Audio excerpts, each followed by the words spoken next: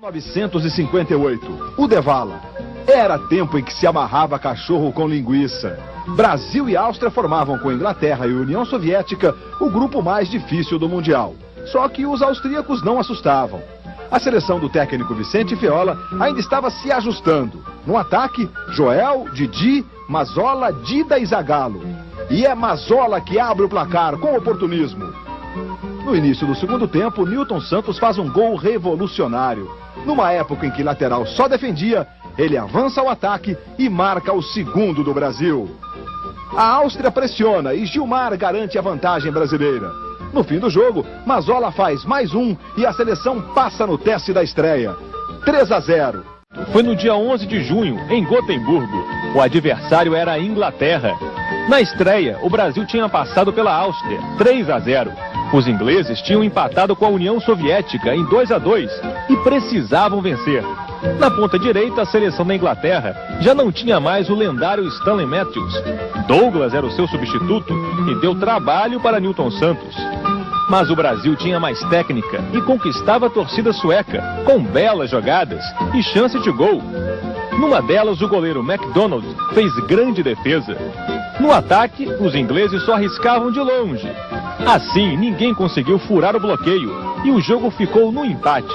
A partida entre Brasil e União Soviética para Gotemburgo no dia 15 de junho.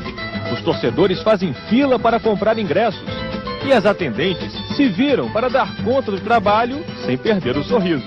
Após o 0-0 contra a Inglaterra, o Brasil teria pela frente o temível futebol científico dos soviéticos, considerados favoritos ao título.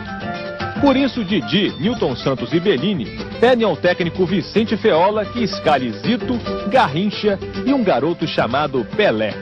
A mexida dá resultado. Logo aos 2 minutos, a arte brasileira dribla a ciência soviética.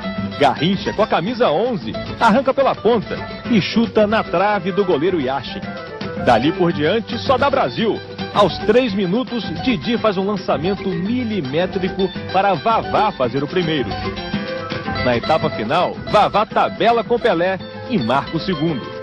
A vitória por 2-0 garante a seleção nas quartas de final. É o segundo jogo de Pelé e Garrincha na Copa. O adversário é o país de Gales, no dia 18 de junho, na cidade de Gotemburgo. O jogo é duro. Logo no começo, um susto. De Sode escorrega na lateral e o país de Gales por pouco não abre o marcador. O Brasil responde. Garrincha obriga o goleiro Kelsey a fazer uma boa defesa. No segundo tempo, a pressão aumenta. A cabeçada de Pelé acerta o travessão. Em seguida, depois de receber um passe de Didi, o jovem gira, passa pelo zagueiro com um toque sutil e chuta no canto. É o primeiro gol de Pelé na Copa. A alegria é tanta que ele nem quer sair do fundo da rede. Estocolmo, um dia em que nada iria parar o futebol brasileiro. A partida vale a sonhada vaga na final. O Brasil parte para cima desde o início. Aos 2 minutos, Vavá estufa o peito e chuta. 1-0. Os franceses reagem. Aos 8, Copá lança Just Fontaine, que empata a partida. Foi o primeiro gol que a seleção brasileira sofreu na Copa. O atacante francês seria o artilheiro do Mundial com 13 gols. Pouco depois, um lance capital. Numa dividida com o Vavá, o capitão francês Jonquet fratura o perone. Como não são permitidas substituições, os franceses ficam com um homem a menos. E não tem mais como resistir.